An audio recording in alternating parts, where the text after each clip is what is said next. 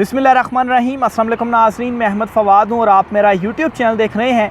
नाज़रीन, बड़ी खबर और ब्रेकिंग न्यूज़ के साथ आज की व्लॉग में आपकी खिदमत में हाजिर हुआ हूँ और 4 बड़ी इंपॉर्टेंट डेवलपमेंट्स हुई हैं जिनके हवाले से कुछ तफसीलात आपके साथ मैंने शेयर करनी है। सबसे पहले तो ये कि इमरान खान साहब ने कप्तान में अडयाला जेल में रहते हुए ताकतवरों को इस वक्त बैक फुट पर धकेल दिया है। अहम तरीन एक्सक्लूसिव डिटेल्स आपके साथ में शेयर करूंगा। मुसलसल डील और पैगामात पहुंचाए जा रहे हैं इमरान खान साहब को कि वो मान जाएं, लेकिन इमरान खान साहब अभी तक डटे हुए हैं अपने मौक़िफ़ पर। दूसरी तरफ नाज़रीन, साबिक़ आर्मी चीफ़ की जानिब से इमरान खान साहब के मामले पर कसम उठा दी गई है और ये कहा है कि हम इमरान मुखालिफ नहीं है। ये मामला क्या हुआ है, इस पर भी कुछ अहम तरीन है और एक्सक्लूसिव डिटेल्स आपके साथ में शेयर करूँगा। चीफ जस्टिस काजी फ़ाइज़ ईसा इस वक्त क्यों अपने ही बोझ तले दब चुके हैं और बहुत सारे इंपॉर्टेंट मामलात हैं इस वक्त सुप्रीम कोर्ट ऑफ पाकिस्तान में, जिनसे काजी साहब जो मामलात काजी साहब का अपना ही मुंह चिढ़ा रहे हैं। अहम तरीन तफसीलात आपके साथ शेयर करूँगा और आखिर में नाजरीन, 2 बड़े अहम जजों को अचानक से अपने ओहदे से फारिग कर दिया गया है। ये क्या मामला इस वक्त चल रहा है, जजिस की मीटिंग के हवाले से भी कुछ एक्सक्लूसिव डिटेल्स हैं, वो भी आज की व्लॉग में आपके साथ में शेयर करूंगा। और ख़ास तौर पर chief justice Peshawar high court जो कि अभी नए तैनाती उनकी हुई है, उनसे रिलेटेड भी कुछ तफसीलात आपके साथ में शेयर करूंगा कि वो भी इस वक्त डट चुके हैं और पेशावर हाई कोर्ट से भी बड़ी इंपॉर्टेंट खबर आई है, इस पर भी कुछ एक्सक्लूसिव डिटेल्स आपके साथ मैंने शेयर करनी है। सबसे पहले तो नाज़रीन, जो बड़ी खबर और ब्रेकिंग न्यूज़ आपके साथ में शेयर करता चलूँ, वो मामला है जी 2 जजिस के हवाले से। इस वक्त नाज़रीन 2 बड़े अहम तरीन जज हैं जिनको मिसकंडक्ट के मामले के ऊपर फारिग कर दिया गया है और लाहौर हाई कोर्ट के चीफ जस्टिस जो हैं उनकी जानिब से ये इक़दाम उठाया गया है। इन 2 जजिस में एक तो सिविल जज लाहौर इम्तियाज़ अहमद हैं और दूसरे सिविल जज मुल्तान साइमा वहीद हैं। इनको नौकरी से बर्खास्त कर दिया गया है। तो जुडिशल सिस्टम के अंदर भी ये जो ख़ुद एहतसाबी वाला मामला है उसका आगाज़ हो चुका है और इन 2 अहम तरीन जजिस को मिसकंडक्ट के मामले पर chief justice Lahore high court ने फारिग कर दिया है। और साथ ही साथ नाज़रीन, इस्लामाबाद हाई कोर्ट में भी इस वक्त डेवलपमेंट ये हो रही है कि चीफ जस्टिस आमिर फ़ारूक साहब ने बिल आखिर 6 जजिस के ख़त के मामले के ऊपर बड़ा एक इम्पॉर्टेंट इजलास था जो कि आज बुलाया और इस वक्त जो इजलास है वो हो भी रहा है। पहले बज़ाहिर रिलेक्टेंट नज़र आए चीफ जस्टिस आमिर फ़ारूक साहब इस इजलास को बुलाने में, क्योंकि जो ख़त लिखा गया था 6 जजिस की जानिब से वो पूरी की पूरी एक चार्जशीट था चीफ जस्टिस आमिर फ़ारूक साहब के ऊपर और उनके ऊपर एक अदम एतमाद था। एजेंसियों के हवाले से दबाव से रिलेटेड जो मामलात थे उसमें लिखे गए थे और चीफ जस्टिस आमिर फ़ारूक साहब के किरदार के ऊपर बड़ा एक सवालिया निशान था। और इसी दौरान इजलास बुलाना या सुप्रीम कोर्ट ऑफ पाकिस्तान की जानिब से ये अहकामात देना कि जो सारी हाई कोर्ट्स हैं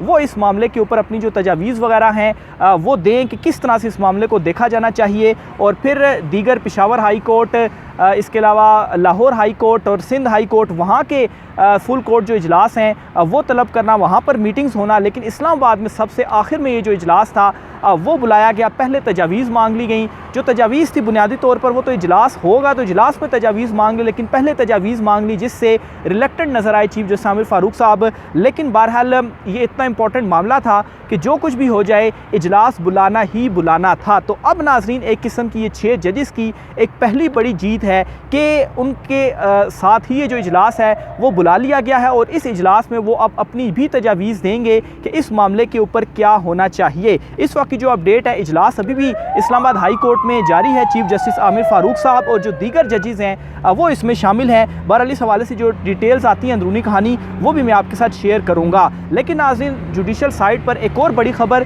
चीफ जस्टिस काजी फ़ाइज़ ईसा के मामले पर भी सामने आई है और वो ये है कि इस वक्त सुप्रीम कोर्ट ऑफ पाकिस्तान में पेंडिंग केसेस में रिकॉर्ड इजाफा हो चुका है। अगर आपको 31 मार्च तक की फ़िगर आपको बताऊं तो 57,181 जो केसेस हैं वो इस वक्त पेंडिंग हैं और ये इस वक्त रिकॉर्ड बन चुका है, क्योंकि माजी में ये फ़िगर कभी भी अबूर नहीं हुआ और अब चीफ जस्टिस काजी फ़ाइज़ ईसा साहब के दौर में ये फ़िगर अबूर हो चुका है। इस मामले के ऊपर ज़ुबैर अली खान साहब उन्होंने बड़ा एक अहम जो ट्वीट है वो भी किया है, वो इससे रिलेटेड था, वो आपके सामने मैं रखता हूँ। और वो लिखते हैं कि काजी फ़ाइज़ ईसा साहब इस वक्त अपने ही बोझ तले दब चुके हैं। कैसे? जजिस तैनाती के ऊपर एतराज़, यानी कि जो जजिस उन्होंने तैनात किए और अभी तक जो असामियाँ खाली हैं इनके ऊपर एतराज़ किया जा रहा है। और यही जब साबिक चीफ जस्टिस उमर अता बंदयाल साहब का दौर था तो उस वक्त जब ये तैनाती वाला मामला सामने आता तो काजी साहब क्या करते थे, लेटर्स लिखते थे और एतराज़ होता था।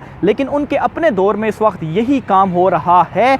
इसी तरीके से मीडिया पर जो जजेस हैं उनके हवाले से जो तनकीद है, फिर बेंचेस की तश्कील के मामले पर सीनियर जजेस को इग्नोर करने के मामले को लेकर इस वक्त चीफ जस्टिस काजी फ़ाइज़ ईसा साहब के ऊपर जो तनकीद हो रही है, और यही माजी में वो खुद एतराज़ किया करते थे। लेकिन तमाम तर अपने माजी के असूलों के बरखिलाफ़ वही सेम जो इक़दामात हैं वो इस वक्त काज़ी फ़ाइज़ ईसा चीफ जस्टिस साहब की जानिब से किए जा रहे हैं। और सबसे इम्पॉर्टेंट मामला ये कि पेंडिंग केसेस के हवाले से वो सवालात उठाते थे, तो अब ज़ेरे इल्तवा मुकदमात की जो तादाद है इसमें रिकॉर्ड इजाफ़ा हो चुका है। और ये सारा का सारा चीफ जस्टिस काज़ी फ़ाइज़ ईसा साहब के दौर में हुआ है। और इन सारे मामलात को देखते हुए वो लिखते हैं जी कि ये सारे मामलात इस वक्त चीफ जस्टिस काज़ी फ़ाइज़ ईसा साहब का अपना जो मुँह है वो ही इस वक्त चढ़ा रहे हैं। क्यों? क्योंकि इन्हीं चीज़ों को लेकर काजी साहब पहले लेटर्स लिखते थे, मामले को उठाते थे, लेकिन अब यही काम उनके अपने दौर में हो रहा है। और चीफ जस्टिस काज़ी फ़ाइज़ ईसा साहब जो हैं वो एक हफ़्ता तो लाहौर में थे, अब एक हफ़्ता कराची में होंगे और फिर उसके बाद इस्लामाबाद में वो आएंगे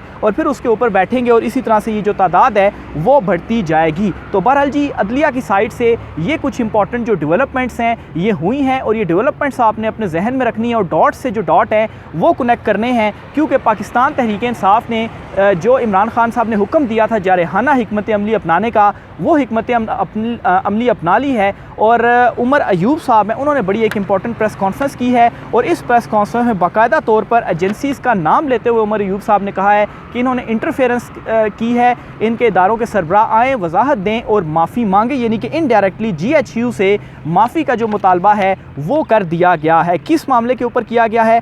इलेक्शन में इलेक्शन प्रोसेस में मुदाखलत के मामले के ऊपर जो मुतालबा है वो किया गया है। और ये कहा गया है कि SP इन्वेस्टिगेशन रियाज साहब, DSP और दीगर जो अफसरान थे उन्होंने ये इतराफ़ किया कि जो लोग हैं उनको एजेंसी के लोग अंदर जाने नहीं दे रहे और ये इलेक्शन प्रोसेस के अंदर एक मुदाखलत है। और फिर इसके अलावा जो जजिस का लेटर है वो भी आपके सामने है, दबाव के हवाले से जो उन्होंने लिखा है, एजेंसीज़ का जो उन्होंने नाम लिया, तो जो एजेंसीज़ के सरबराहान हैं कोई 3-4 एजेंसीज़ के नाम उन्होंने गिनवाए और ये कहा कि वो सरबराहान सामने आएँ और माफ़ी मांगे और उसकी जो वजाहत है वो करें। ना सिर्फ इतना बल्कि उन्होंने कहा है कि ये मैटर अब वो कौमी असम्बली में भी उठाएंगे और कौमी असम्बली में भी इस मामले को लेकर जाएंगे। ऑलरेडी पाकिस्तान तहरीक इंसाफ ने नथ डालकर रखी हुई है कौमी असम्बली में जो इस वक्त हुकूमती मेंबरान है। इवन कि आसिफ अली जरदारी ने जो पहली तकरीर अपनी की है उस तकरीर में जो कुछ हुआ वो भी तमाम तर चीज़ें आपके सामने हैं। और ये पहली मरतबा देखने को मिल रहा है कि जो हुकूमती मेंबरान हैं वो इस वक्त असम्बली से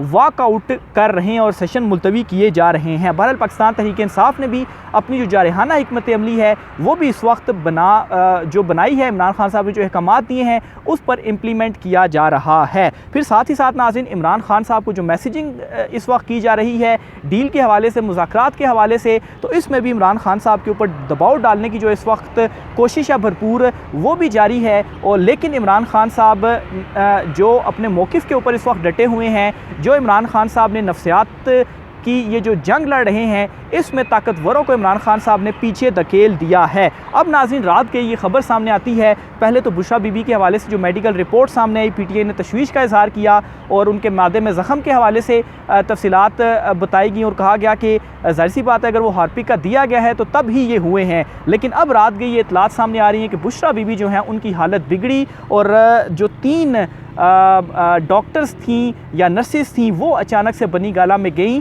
और लगातार जो डॉक्टर्स हैं वो कई मरतबा विज़िट भी कर चुके हैं और बुशरा बीबी की जो हालत है उसको चेक कर रहे हैं। अब नाज़रीन जहाँ पर एक तरफ कंसर्न्स हैं बुशरा बीबी साहिबा की सेहत के हवाले से, उनकी जान के हवाले से, लेकिन दूसरी तरफ ये वाली जो ख़बर है, ये जो इतलात हैं, इसको इस एंगल से भी देखा जाए कि इमरान खान साहब के ऊपर दबाव भी डालना है। ज़ाहिर सी बात है किस तरह से जो दबाव है वो डाला जा सकता है। यही कुछ चीज़ें होती हैं जिनको फैलाकर या इस तरह के इक़दाम करने के बाद आप दूसरे फ्री के ऊपर दबाव डालते हैं कि ये काम जो है वो आप करें। लेकिन इमरान खान साहब की जानिब से इस वक्त जो ताकतवर हैं उनको बैकफुट पर धकेल दिया गया है और इसका जो बड़ा सबूत है वो मुजीबुर रहमान शामी हैं, सहाफ़ी हैं, तजियाकार हैं, दुनिया TV पे अपना तजिया देते हैं। उनकी जानिब से एक जो बड़ी इन्फॉर्मेशन है वो दी गई है और उन्होंने ये कहा है कि साबिक army chief general Qamar Javed Bajwa साहब से उनकी बड़ी ही एक इम्पॉर्टेंट तकरीब के अंदर उनकी मुलाकात हुई और इस तकरीब में शादी से रिलेटेड ये तकरीब थी और इस तकरीब में साबिक army chief general Qamar Javed Bajwa साहब की जानिब से ये इकरार किया गया और ये कहा गया कि और ना सिर्फ इकरार किया गया बल्कि उन्होंने कसम खाई कि मैंने अमेरिका के साथ मिलकर इमरान खान साहब की जो हुकूमत है वो नहीं गिराई। और इस हवाले से उन्होंने ये भी बताया कि ना सिर्फ उन्होंने कसम खाई बल्कि कुरान पाक जो था उसके ऊपर उन्होंने हाथ रखा और उस पर हाथ रख कर उन्होंने जो कसम है और जो हल्फ है वो उठाया कि उन्होंने इमरान खान साहब की जो हुकूमत है वो अमेरिका के साथ मिलकर नहीं गिराई। तो अब ये जो एक्सप्लेनेशंस हैं ये आना शुरू हो चुकी हैं। एक्सप्लेनेशन क्यों आती हैं? जाहिर सी बात है अवामी जो दबाव है और जिस तरह से अवाम इमरान खान साहब के साथ डट कर खड़ी हुई है, सबसे बड़ी ताकत इमरान खान साहब की बनी हुई है और इमरान खान साहब भी अवाम की उम्मीदों के ऊपर ना सिर्फ पूरा उतर रहे हैं बल्कि वो भी अपने मौक़िफ़ के ऊपर डटे हुए हैं और किसी तरह का भी दबाव वो कबूल नहीं कर रहे और कह रहे हैं कि नवाज शरीफ या जरदारी को आप फतह कर सकते हैं लेकिन आप मुझे यानी कि इमरान खान को आप फतह नहीं कर सकते।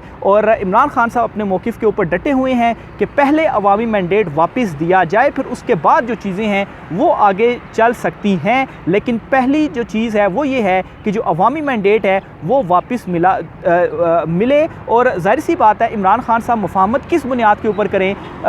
अवामी मैंडेट छीना गया इमरान खान साहब से और एक ग्रुप को जो है वो ज़बरदस्ती जो चुनतखीब ग्रुप है उसको हुकूमत में लाया गया जो कि अवामी मैंडेट के ख़िलाफ़ है। तो कैसे इमरान खान साहब अवामी जो मैंडेट है उसके मुखालिफ जाकर जो मुफाहमत है वो करें? तो क्लियर मैसेज है इमरान खान साहब की जानिब से। और इस हवाले से जो हामिद मीर साहब हैं उन्होंने भी ये बात वाज़े की है, एक दो मरतबा पहले भी वो ये बात कह चुके हैं और उन्होंने कहा है कि इमरान खान साहब किसी तरह की भी कोई जो डील है वो करने के लिए तैयार नहीं है। दबाव बेशक मुसलसल बढ़ाया जा रहा है लेकिन दबाव बढ़ाने का भी जो मकसद है या जो नज़र आ रहा है दबाव भी इसलिए बढ़ाया जा रहा है क्योंकि दूसरी तरफ इस वक्त दबाव बढ़ता जा रहा है क्योंकि मामलात इस वक्त चल नहीं रहे, मौजूदा हुकूमत से भी चीज़ें संभल नहीं रही, अवाम जो है वो वैसे ही इमरान खान साहब के साथ डटी हुई है। तो इस वक्त कोई ऑप्शन नहीं है मां सिवाय इसके कि इमरान खान साहब से कोई डील की जाए, इमरान खान साहब को राज़ी किया जाए। और इसी वजह से इमरान खान साहब के हवाले से ये हामिद मीर साहब भी बता रहे हैं कि डील की कोशिशें, डील के पैगामात इमरान खान साहब को भिजवाए जा रहे हैं लेकिन इमरान खान साहब किसी तरह की भी डील करने के इस वक्त मूड में नहीं है या तैयार नहीं है। बहरहाल जी दूसरी तरफ जो खुद साख्ता कुछ तर्जमान कहलाए जाते हैं एस्टेब्लिशमेंट के जैसे निसार अब्बासी साहब जी, तो वो थोड़ी सी डिफरेंट अंदाज में इन चीज़ों को बयान करके एक किस्म का दबाव या आप कहें कि प्रोपेगेट करने की बज़ाहिर मेरे ख्याल में कोशिश है कि इमरान खान साहब किसी तरह से जो डील है वो करें लेकिन डील से रिलेटेड इतलात जो हैं वो भी दे रहे हैं। तो ये भी अब एक तो हम आपको मुख्तलिफ सोर्सेज से ख़बरें देते हैं लेकिन बहुत सारे नाज़रीन हमसे ये सवाल पूछते हैं कि आपके पास ये जो इतलात हैं वो कहाँ से आती हैं? ज़ाहिर सी बात है सुप्रीम कोर्ट के बाहर में खड़ा हूँ, एक अरसे से हम रिपोर्टिंग जो है वो कर रहे हैं, हमारे भी अपने सोर्सेज हैं उनसे हम डिटेल्स लेते हैं और यही खबर मैं आपको मुसलसल देता भी रहा हूँ। लेकिन अब इसकी तस्दीक भी हो चुकी है और हामिद मीर साहब जो हैं वो भी इस बात की जो तस्दीक है वो कर रहे हैं। तो बहरहाल जी ये कुछ अहम तरीन जो खबरें थी, जो डिटेल्स थी, वो जो डेवलपमेंट्स थी वो अभी तक सामने आई हैं। इसी तरह से जी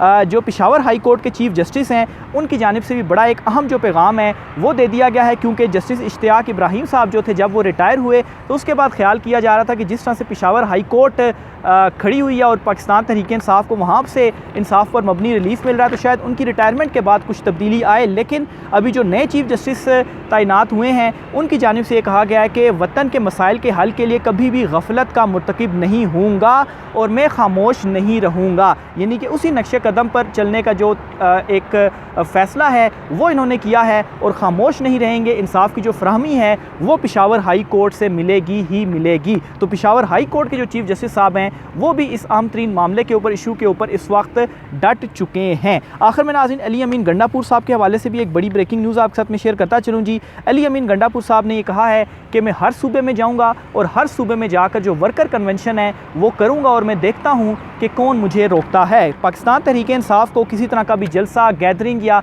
कन्वेंशन वगैरह जो है वो नहीं करने दिया जा रहा, और जहाँ पर पीटीआई अगर कोई कन्वेंशन करती है तो पुलिस आ जाती है, पकड़ धक्कड़ कर लेती है और कन्वेंशन नहीं करने दी जाती। तो अब वज़ीर आला KP अली अमीन गंडापुर साहब जो हैं वो खुद इस मामले को लीड करने का उन्होंने फ़ैसला किया, और वो खुद अब जाएंगे, हर सूबे में जाएंगे, पंजाब में भी आएंगे और वर्कर कन्वेंशन करेंगे। और उन्होंने ये कह दिया है कि अगर किसी ने मुझे रोका तो मैं देखता हूँ कि किस तरह से कोई मुझे रोकता है, क्योंकि कोई गैर कानूनी काम नहीं किया जा रहा, एक जमहूरी अमल है, एक कानून के अंदर रहते हुए एक हम वर्कर कन्वेंशन कर रहे हैं, तो कौन कैसे रोक सकता है। तो अली अमीन गंडापुर साहब भी जो इमरान खान साहब ने एक जारहाना हिकमत अमली के हवाले से अहकाम दिए थे, उन अहकाम के ऊपर इस वक्त जो इम्प्लीमेंटेशन है PTI में वो भी जारी है। तो ये नाज़रीन आज कुछ आम तरीन तफसीलात थी, राय का इज़हार कीजिएगा। आज के व्लॉग से इतना ही, इजाज़त दीजिए, अल्लाह हाफ़िज़।